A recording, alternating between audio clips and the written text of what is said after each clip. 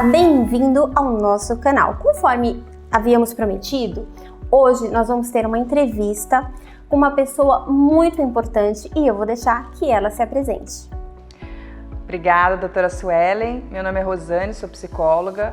Já trabalho com empresas há muitos anos, como executiva em torno de uns 25 anos e em trabalhos de consultoria aproximadamente 12 anos na área de desenvolvimento humano. E hoje nós vamos abordar um tema muito importante que afeta as grandes e pequenas empresas, tanto o empregado como o empregador. E o tema hoje que nós vamos abordar é assédio moral. Por isso que eu quero fazer essa pergunta para ela, que é especialista da área da saúde. Para vocês, o que é assédio moral? Bom, assédio moral é toda atitude que gera um dano psicológico num outro ser humano. Ele pode ser conduzido tanto por um grupo de pessoas, uma equipe, por exemplo, numa empresa, e ele pode acontecer tanto de um líder para um subordinado, assim como pode acontecer entre pares. Então, existem várias possibilidades do assédio moral acontecer. Enfim, é um dano onde a pessoa se sente inferiorizada, humilhada, desrespeitada, e existem várias formas verbais, não verbais e comportamentais que o agressor, que é uma pessoa tóxica claramente, gera num outro ser humano. E a minha pergunta agora é, como? Porque assim, a gente sabe que no começo a pessoa não consegue perceber que ela está sendo vítima. Ela às vezes demora, lógico, cada pessoa vai responder de uma forma, mas tem gente que só percebe ao longo do tempo, quando ela começa a ficar triste, quando ela começa a ficar desmotivada. Então, para que isso não chegue a esse ponto, como que as pessoas devem observar esses sintomas? Muito boa essa pergunta, porque o agressor, geralmente, ele justifica tudo que ele faz em termos de produtividade e resultados esperados, metas que a empresa necessita cumprir. A forma como ele conduz a produtividade é que se esquiva do objetivo final, e a forma como ele conduz a produtividade ou a criatividade das pessoas é que acaba sendo deturpada por ele próprio na forma, porque geralmente o agressor, ele não é uma pessoa empática, ele é movido por um instinto de inveja, de superioridade em relação a outras pessoas. Então, quando ele comete o desrespeito, né, as pessoas acabam confundindo no início a pessoa que é agredida, que é assediada, porque ela acredita que ela de fato é inferior, ela é incapacitada para cumprir as metas ou o comportamento esperado no ambiente de trabalho, e muitas vezes ela sucumbe no seguinte sentido: ela acaba aceitando uma ironia, uma brincadeira sem graça, né? E uma vez que ela não consegue bloquear isso de imediato, o agressor ele pode inclusive ir aumentando gradativamente as suas atitudes que acabam inferiorizando a outra pessoa. É muito importante esse ponto. Então quer dizer que é relevante e importante que se identifique logo no começo. Porque assim a gente consegue evitar danos piores. E isso eu falo dos dois lados. Tanto do responsável pela empresa, que às vezes o dono da empresa deixa um gerente. E ele não sabe o que o gerente está fazendo. Ele cobra o gerente vai lá e cobra seu subalterno. Só que há realmente essa linha tênue. Mas é importante que a gente conheça bem esses sintomas e o que de fato acontece, para que a gente não deixe chegar a um nível pior. E quais são os sintomas de quem está sofrendo esse assédio? O que a pessoa sente? Como que você fala assim, a pessoa chega no seu consultório e te relata o que, no geral? Bom, cada vez mais eu tenho casos em consultório, e eu pego também muitos serviços de coaching que já entra pro viés do desenvolvimento da liderança da carreira, e muitas pessoas destruídas por comentários, feedbacks, todos com uma, digamos, com uma aparência de legalidade, e de cumprir um procedimento do RH da empresa. E, na verdade, é uma crítica forte à pessoa, que de uma forma insistente, quanto mais repetida ela é e menos conversado, né, entre o líder e o seu subordinado, mais a pessoa tende a acreditar que ela é aquele comentário que ela recebeu. Então as pessoas começam a se sentirem infelizes, incapazes, desacreditam na sua capacidade, inclusive, de construir uma outra rota profissional, fazer uma transição de carreira, empreender um negócio, e isso afeta a área de relacionamentos afetivos, familiares e sociais.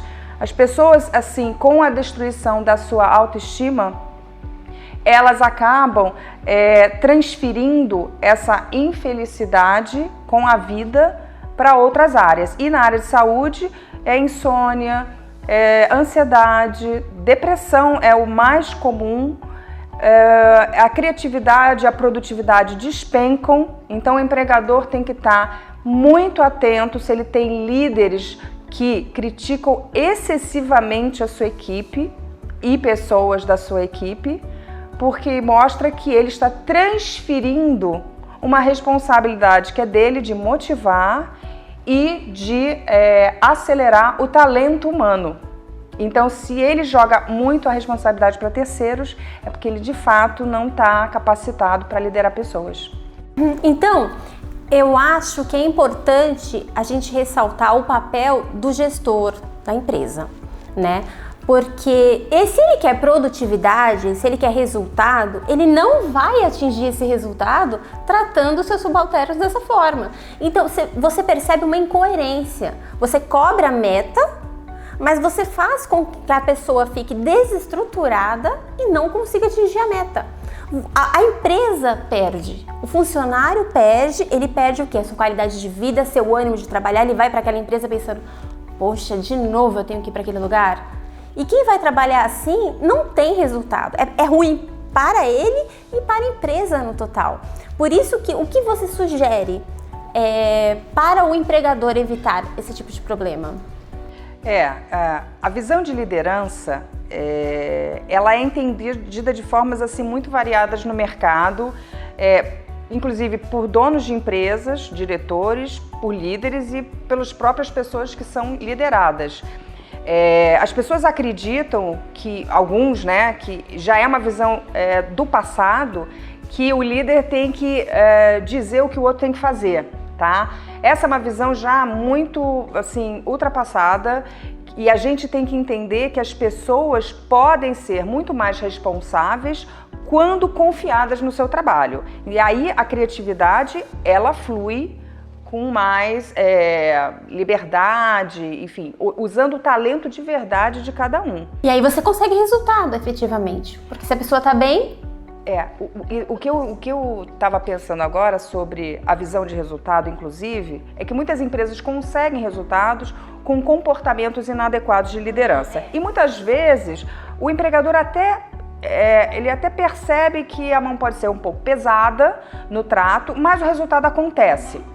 E acha que às vezes o dano não é tão grave assim, porque na verdade o dano psicológico ele é invisível.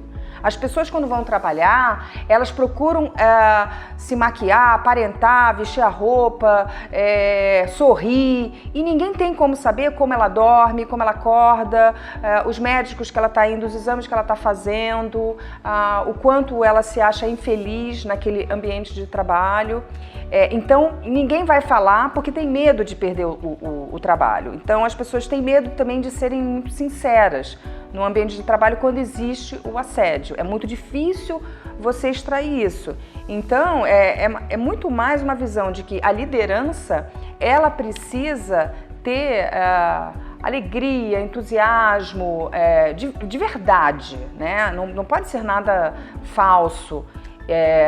E você perceber como é que é o seu ambiente, né? E em termos de histórias que são contadas dentro das equipes, né? E eu acho que tem que olhar com toda a sutileza que aparece em reuniões de trabalho, formas de cobrar meta, como são feitas as comunicações, e-mail, WhatsApp, né? A gente tem que se lembrar que são seres humanos que estão trabalhando em empresas, eles podem ser altamente produtivos e criativos, mas eles têm que ser tratados como tal. Então, quer dizer, o empregador está vendo que alguém está assediando moralmente o encarregado. Porém, ele não quer fazer nada porque ele tem resultado. Só que esse resultado que a gente entende é que ele poderia ser muito maior. Poderia ser muito maior e você também não correria risco de uma ação trabalhista no futuro. Enfim, é o que a doutora falou. Somos seres humanos e a gente tem que tratar o outro com empatia, né? Não dessa forma, porque a gente ganha mais. Isso é importante, isso é legal. Agora, eu queria fazer uma observação no sentido do o empregador está assistindo a nosso programa agora e ele fala, beleza, eu não entendo desse assunto, o que eu posso fazer para que a minha empresa fique adequada nesse sistema?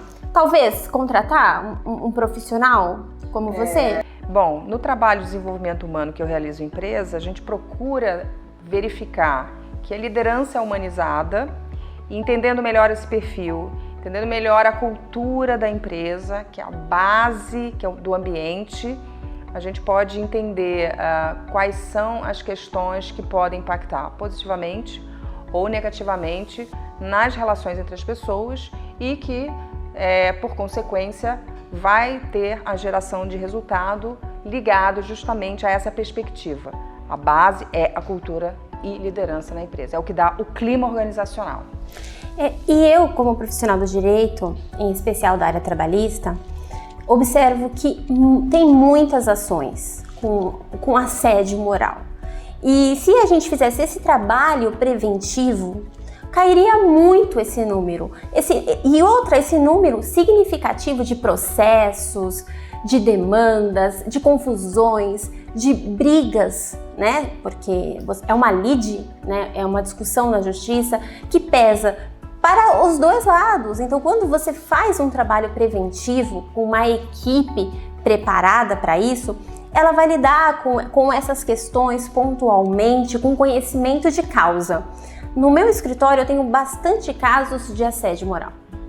Pessoas que trabalham em banco, pessoas jovens que estão tomando remédio fortíssimos, porque realmente elas precisam daquele dinheiro no final do mês, mas elas não estão aguentando. São pessoas novas que já estão com comportamento de pessoas muito mais velhas porque elas estão esgotadas, desmotivadas. E essas pessoas vêm e às vezes até quando a gente está atendendo parece até um consultório também, né? Porque a pessoa ali se desmonta porque ela precisa contar. E a gente fica triste com isso porque você vê um ser humano sofrendo. E isso é terrível.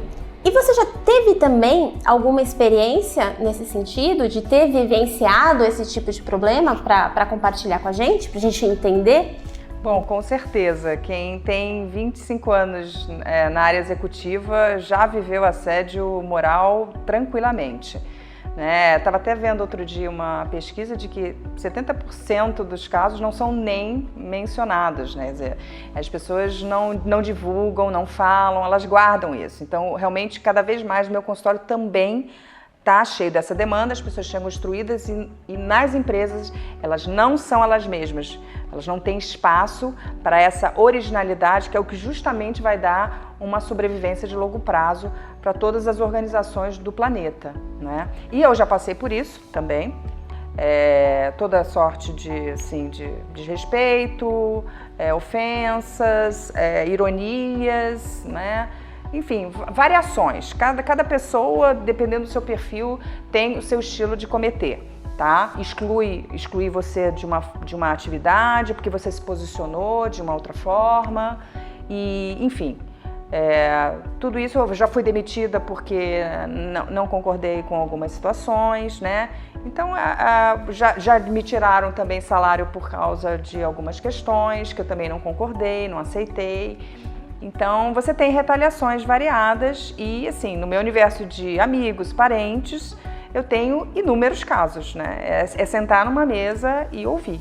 É uma barbaridade e está aumentando cada vez mais. É porque com todo mundo querendo crescer, querendo ganhar, e as pessoas acabam passando por cima das outras pessoas.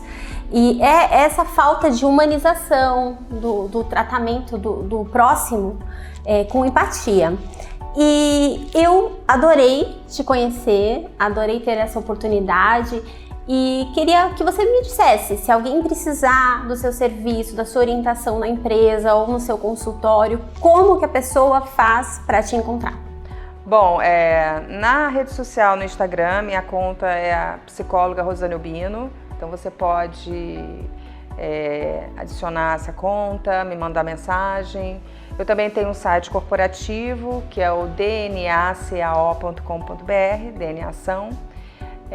E aí você pode mandar mensagens, e-mails, e enfim, eu respondo e vejo de que forma eu posso ajudar você. E você trabalha para as empresas nesse quesito? Também trabalho para empresas, tanto para entender o perfil das pessoas, entender como é que está o clima organizacional.